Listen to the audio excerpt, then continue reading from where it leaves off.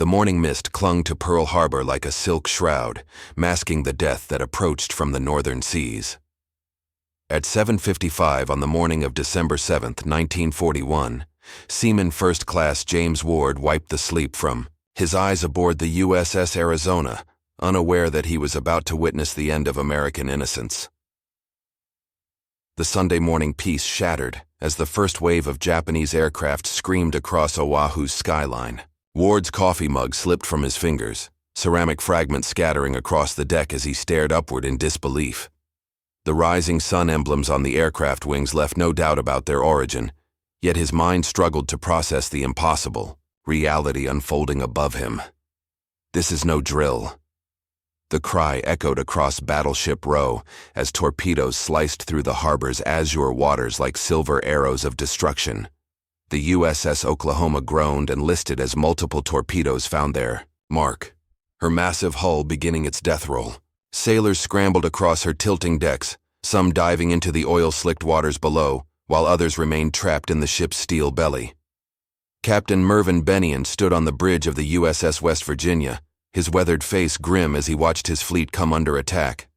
A veteran of the Great War, he had seen combat before, but nothing had prepared him for this coordinated assault on American soil. The West Virginia shuddered as torpedoes struck her port side, and Bennion knew his ship was mortally wounded. Meanwhile, at Wheeler Airfield, Second Lieutenant George Welch and Kenneth Taylor raced toward their P-40 Warhawk fighters, dodging strafing runs from Japanese Zeros. The two pilots had been at an all-night poker game and were still in their dress uniforms when the attack began. As they sprinted across the tarmac, explosions erupted around them, turning aircraft into twisted metal sculptures. The USS Arizona bore the brunt of the assault's fury. At 8:06, an armor-piercing bomb penetrated her forward magazine, creating an explosion so massive it lifted the 35,000-ton battleship from the water. The fireball rose nearly 1,000 feet into the sky, visible from across the island. In that single devastating moment, 1,177 sailors and Marines perished, their lives snuffed out in an instant of unimaginable violence. Across the harbor, Admiral Husband Kimmel watched in horror from his headquarters window as his Pacific Fleet burned. The Japanese had achieved complete tactical surprise, catching the Americans completely unprepared for war. Kimmel's hands trembled as he reached for the telephone to alert Washington, knowing that this single morning had changed everything. In Honolulu, civilians pressed their faces against windows, watching black smoke billow from their naval base. Many initially believed it was a training exercise gone wrong, unable to comprehend that their peaceful Sunday morning had become a day of infamy. Children pointed excitedly at the aircraft overhead until their parents pulled them away from the windows, suddenly understanding the gravity of what they were witnessing. The first wave of Japanese attackers withdrew at 9:45, leaving behind a scene of unprecedented destruction. 8 battleships lay damaged or destroyed, 3 cruisers were heavily damaged, and over 180 aircraft had been destroyed or damaged. More than 2,400 Americans had lost their lives, with another 1,000 wounded. As the smoke cleared and the magnitude of the disaster became apparent, something profound began stirring in the American consciousness. The isolationist sentiment that had kept America from fully engaging in the World War was evaporating like morning mist, replaced by a burning desire for justice and retribution. President Franklin Delano Roosevelt received the first reports of the Pearl Harbor attack while having lunch at the White House. His face grew ashen as Navy Secretary Frank Knox delivered the devastating news over the telephone. The president, who had been carefully navigating America's entry into the European conflict, suddenly found his nation thrust headlong into a global war. Within hours of the attack, Roosevelt convened an emergency cabinet meeting. The usually composed president appeared visibly shaken as he reviewed casualty reports and damage assessments. Secretary of War Henry Stimson noted in his diary that he had never seen Roosevelt so grave.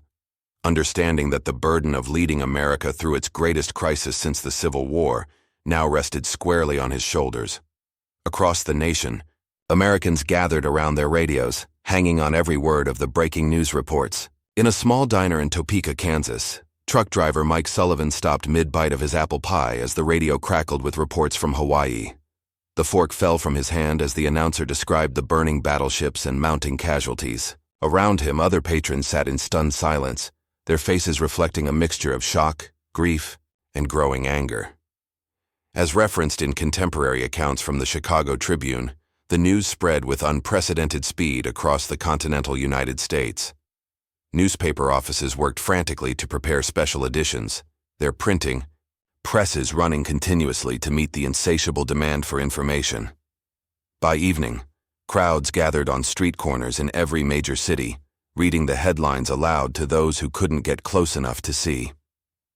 In Detroit's automobile factories, workers abandoned their assembly lines as supervisors announced the news over loudspeakers. Men who had been building civilian automobiles just hours earlier began discussing how quickly their plants could be converted to produce tanks and aircraft.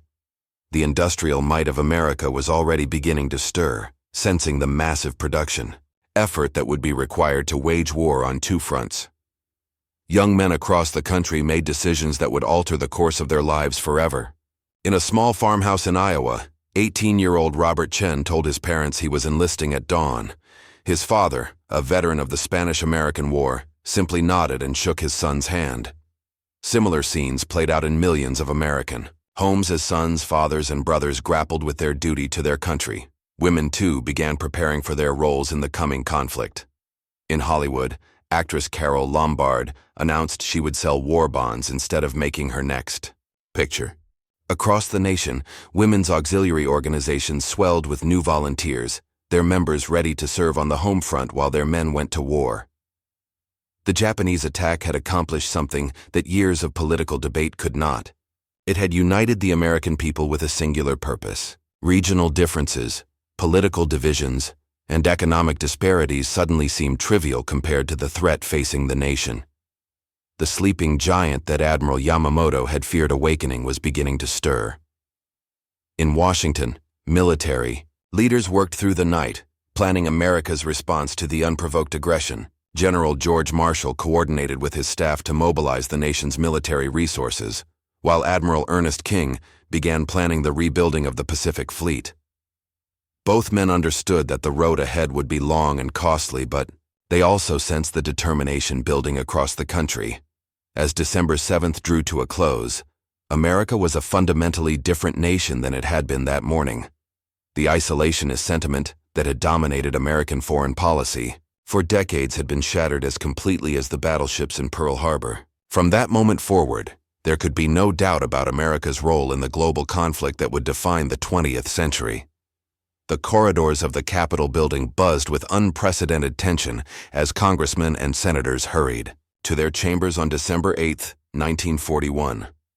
President Roosevelt had requested a joint session of Congress, and every member understood they were about to witness a pivotal moment in American history.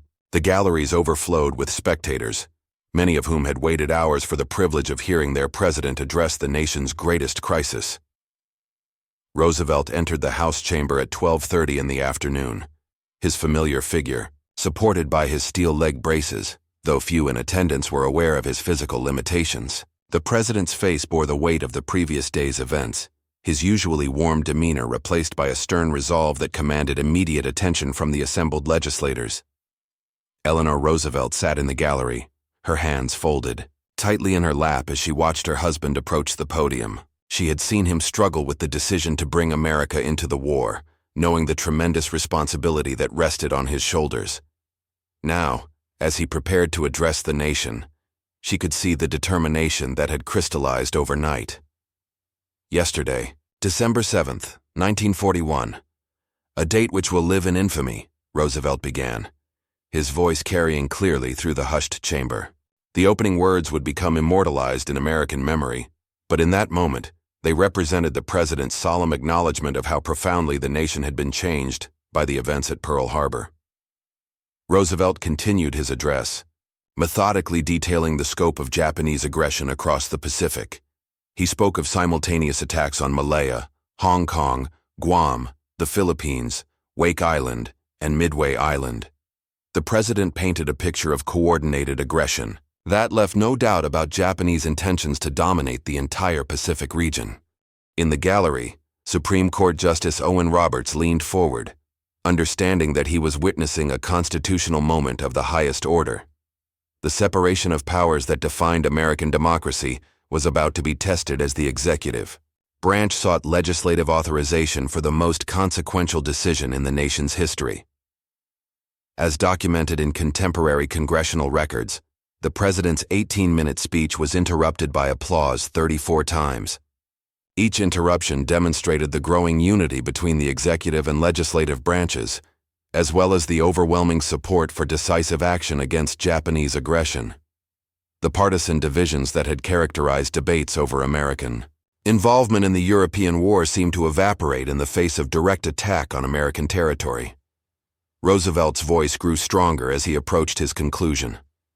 I ask that the Congress declare that since the unprovoked and dastardly attack by Japan on Sunday, December 7, 1941, a state of war has existed between the United States and the Japanese Empire.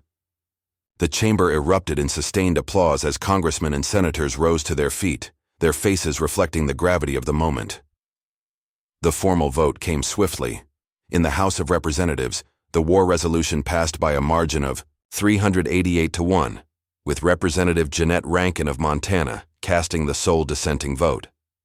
The Montana Congresswoman had also voted against American entry into the First World War, and she maintained her pacifist principles, despite enormous pressure to conform to national unity. In the Senate, the vote was unanimous, 82 to 0 in favor of war. Senator Arthur Vandenberg of Michigan, a leading isolationist before Pearl Harbor, spoke for many of his colleagues when he declared that the attack had ended isolationism for any realist. The philosophical debate over America's role in world affairs had been settled by Japanese bombs and torpedoes.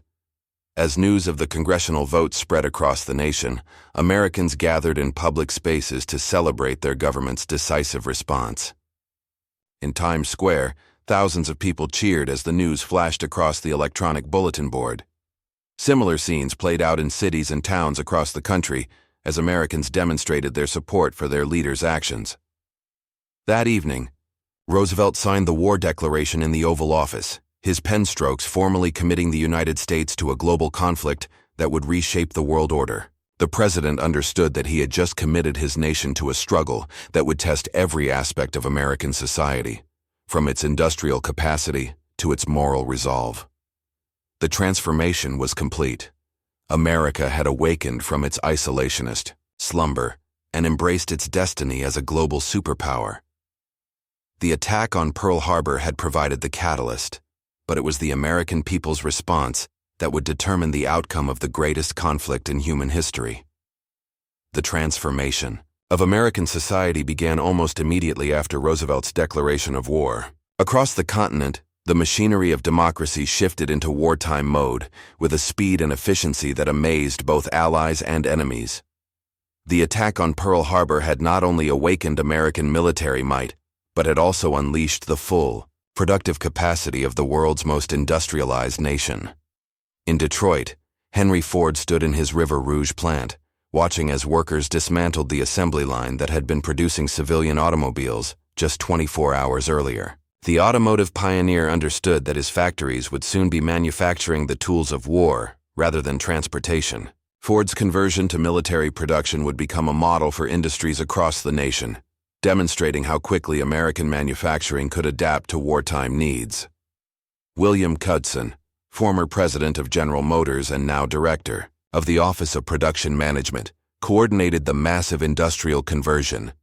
Knudsen had emigrated from Denmark as a young man and had risen through the ranks of American industry. Now, he applied his expertise to the task of transforming the American economy from peacetime production to wartime manufacturing. His office became the nerve center for what would become the greatest industrial mobilization in human history. The first volunteers began arriving at recruitment stations before dawn on December 8th, forming lines that stretched for blocks in every major city. In Chicago, Marine Sergeant Patrick O'Malley watched in amazement as hundreds of young men waited patiently for their chance to enlist. Many had been up all night, unable to sleep after hearing the news from Pearl Harbor. Their faces showed a mixture of determination and apprehension as they prepared to serve their country in its hour of need. Mary Johnson, a secretary at a defense plant in Los Angeles, arrived at work to find her supervisor posting notices for immediate expansion of the workforce. The plant, which had been producing aircraft parts for the British under the Lend-Lease program, would now be working around the clock to supply American forces. Mary volunteered for the night shift, understanding that her contribution to the war effort was just as important as any soldier's service overseas. In rural communities across America, farmers began planning for increased production to feed not only their own nation but also their allies fighting overseas. Tom Anderson, who farmed wheat in Kansas, met with his neighbors to discuss how they could maximize their acreage for the coming growing season. The American heartland understood that victory would require not only weapons and soldiers, but also the food to sustain the war effort. The shipyards of the West Coast buzzed with activity as contracts poured in for new vessels to replace those lost at Pearl Harbor. At Mare Island Naval Shipyard in California, workers began laying the keels for new destroyers and cruisers, their efforts guided by blueprints that had been gathering dust just days before. The race to rebuild American naval power had begun, and every day counted in the struggle to regain supremacy in the Pacific. Women entered the workforce in unprecedented numbers, taking jobs that had been reserved exclusively for men just weeks before. Catherine Miller, a college graduate from Ohio, found herself working as a welder in a steel mill, her delicate hands now wielding the tools that would forge the instruments of victory. She and millions of other women would prove that American industrial might extended far beyond traditional gender roles.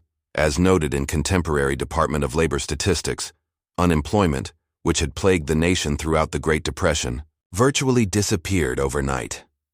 Men and women who had been struggling to find work suddenly found themselves with multiple job offers as industries scrambled to meet wartime production quotas. The economic prosperity that had eluded America for over a decade was finally returning, driven by the demands of global warfare. The scientific community also mobilized for war, with researchers redirecting their efforts toward military applications. At universities across the nation, physicists, chemists, and engineers began working on classified projects that would revolutionize warfare. The Manhattan Project, though still in its early stages, represented the pinnacle of this scientific mobilization, bringing together the brightest minds in America to develop weapons of unprecedented power. Hollywood, too, joined the war effort, with stars like Clark Gable and Jimmy Stewart trading their movie roles for military uniforms. The entertainment industry understood its role in maintaining morale and began producing films that would inspire Americans to greater sacrifices for victory. The glamour of Tinseltown was subordinated to the greater cause of national survival. By the end of December 1941, America had begun its transformation from a nation at peace to a nation at war. The industrial, agricultural, and human resources of the continent were being marshaled for the greatest conflict in history, all sparked by the flames that had consumed Pearl Harbor on that December morning. The Pacific Ocean stretched endlessly before the task force assembled in the waters north of Hawaii, its blue expanse masking the determination that burned in the hearts of every American sailor. 4 months had passed since Pearl Harbor, and Admiral William Bull Halsey stood on the bridge of the USS Hornet, watching as 16 B-25 Mitchell bombers prepared for a mission that would carry American vengeance directly to the Japanese homeland. Lieutenant Colonel James Doolittle adjusted his leather flight jacket as he performed his final pre-flight inspection. The veteran pilot understood that his raid on Japan would be more symbolic than strategic, but symbols mattered in warfare. The American people needed to know that their military could strike back at the enemy who had attacked them so treacherously. The technical challenges of launching heavy bombers from an aircraft carrier had been overcome through months of intensive training and innovation. On April 18, 1942, at 8:30 in the morning, Doolittle's bomber roared down the Hornet's flight deck, its twin engines straining against the Pacific headwinds. One by one, the remaining 15 bombers followed, each carrying a crew of 5 men and a payload of destruction destined for Tokyo, Yokohama, Nagoya, and Kobe. The impossible had become reality through American ingenuity and determination. Staff: Sergeant Jacob Morrison, The gunner aboard Doolittle's aircraft watched the Japanese coastline appear through the morning haze. Morrison had grown up on a farm in Nebraska and had never imagined he would be flying over enemy territory just months after Pearl Harbor. As the bomber approached its target, he could see people on the ground pointing upward in apparent confusion, unaware that American aircraft could reach their supposedly impregnable homeland. The raid achieved complete tactical surprise. Japanese air defenses, configured to defend against attacks from the sea rather than from aircraft carriers hundreds of miles offshore, were caught completely unprepared. The bombers dropped their payloads on military and industrial targets before continuing westward toward planned landing sites in China, their fuel tanks nearly empty after the unprecedented long-range mission. Emperor Hirohito himself felt the psychological impact of the raid as bombs exploded near the Imperial Palace in Tokyo. For the first time since the Mongol invasions of the 13th century, foreign attackers had struck the Japanese homeland. The raid shattered the myth of Japanese invincibility and demonstrated that no target was beyond the reach of American determination. As documented in contemporary Japanese military records, the Doolittle raid prompted a fundamental shift in Japanese strategic planning. Admiral Isoroku Yamamoto, architect of the Pearl Harbor attack, understood that Japan could no longer assume its homeland was safe from American retaliation. This realization would lead directly to the fateful decision to attack Midway Island, seeking to destroy the remaining American aircraft carriers before they could launch more raids against Japan. The psychological impact on American morale was immediate and profound. Newspapers across the United States trumpeted the successful raid with headlines declaring "Tokyo bombed" and "America strikes back." The raid proved that American forces could take the fight to the enemy, no matter how distant or well-defended their targets might be. In the months following Doolittle's raid, American industrial production reached unprecedented levels. The Boeing Company's factories in Seattle worked around the clock producing B-17 Flying Fortresses, while shipyards in both the Atlantic and Pacific launched new vessels at a rate that astonished the world. The same determination that had carried American bombers to Tokyo was driving the massive expansion of American military power. The Battle of the Coral Sea in May 1942 marked the first time in naval history that opposing fleets fought, without coming within sight of each other, their aircraft serving as the primary weapons. Although technically a tactical draw, the battle prevented Japanese forces from capturing Port Moresby and marked the beginning of America's offensive campaign in the Pacific. Training camps across America filled with volunteers eager to carry the war to the enemy. Camp Pendleton in California processed thousands of Marine recruits, while Army bases from Georgia to Texas trained soldiers for jungle warfare in the Pacific Islands. The same spirit that had driven men to enlist after Pearl Harbor now motivated them to excel in their training, knowing that their skills would soon be tested in combat against a determined enemy. Admiral Chester Nimitz, commander of the Pacific Fleet, carefully husbanded his remaining aircraft carriers while planning the next phase of the American offensive. The intelligence breakthrough that allowed American code breakers to decipher Japanese naval communications would soon provide Nimitz with the opportunity he needed to strike a decisive blow against the Imperial Japanese Navy. The transformation of American military doctrine continued as lessons learned from early Pacific battles were incorporated into training and tactics. The importance of air power, demonstrated so dramatically at Pearl Harbor, was now fully embraced by American military planners, who began developing the strategies that would carry them across the Pacific to ultimate victory. The pre-dawn darkness of June 4, 1942, shrouded the Pacific waters northeast of Midway Island as Admiral Raymond Spruance stood on the bridge of the USS Enterprise, studying intelligence reports that would determine the fate of the Pacific War. 6 months after Pearl Harbor, the American Navy had been given an unprecedented opportunity to ambush the same Japanese fleet that had delivered such devastating surprise in Hawaiian waters. Commander Joseph Rochefort, the brilliant cryptanalyst who had broken the Japanese naval code, had provided Admiral Nimitz with detailed intelligence about Japanese plans to capture Midway Island. The Japanese fleet, led by Admiral Chuichi Nagumo with the same 4 aircraft, carriers that had attacked Pearl Harbor was sailing directly into an American trap. The hunters had become the hunted. Lieutenant Commander Wade McCluskey led 37 dauntless dive bombers from the Enterprise as they searched the vast Pacific for the Japanese fleet. Flying at 14,000 feet, McCluskey's pilots strained their eyes against the morning sun, knowing that the success of their mission could determine whether America would continue its advance across the Pacific or be forced back to defend its own coastline. At 10:22 in the morning, McCluskey spotted the distinctive wakes of Japanese warships cutting through the azure waters. The 4 aircraft carriers that had brought such destruction to Pearl Harbor lay spread before him like a gift from Providence. Kaga, Akagi, Hiryu, and Soryu, the same vessels whose aircraft had killed over 2,000 Americans, were now vulnerable to American vengeance. The dive bombers screamed down from the sky in near vertical dives, their sirens wailing like the cries of avenging angels. Lieutenant Richard Best's bomb struck the Akagi directly on her flight deck, igniting the aircraft and ordnance stored below.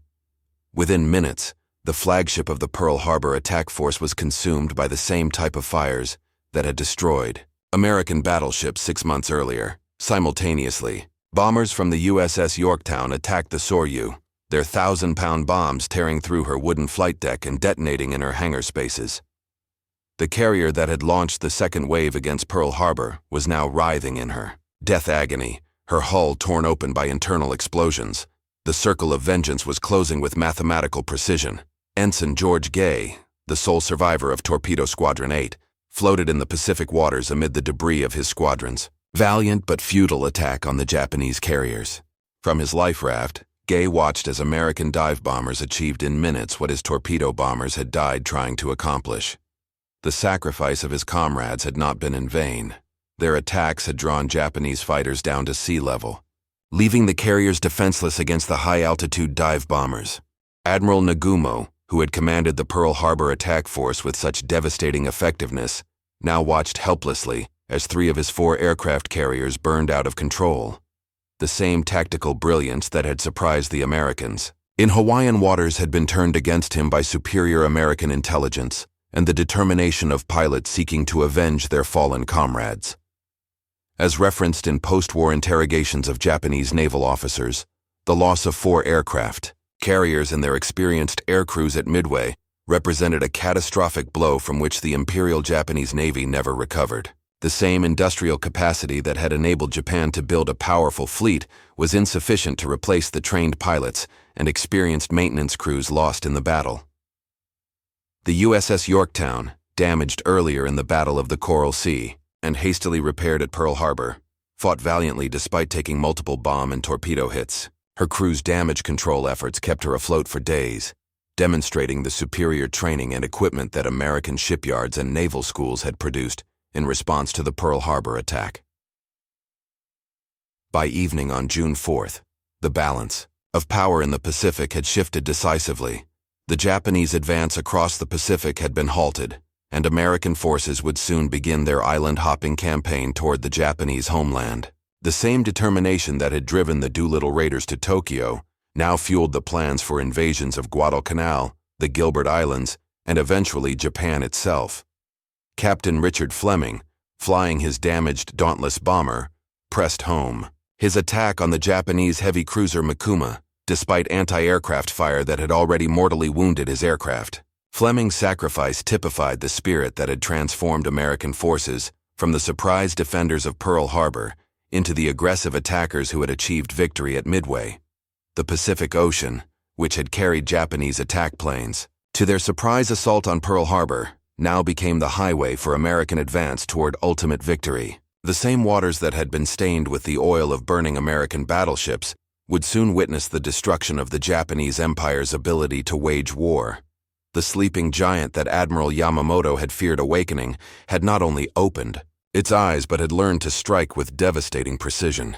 From the ashes of Pearl Harbor had risen an American military machine that would carry the war across the Pacific, through the islands of Japan's empire, and ultimately to victory in Tokyo Bay.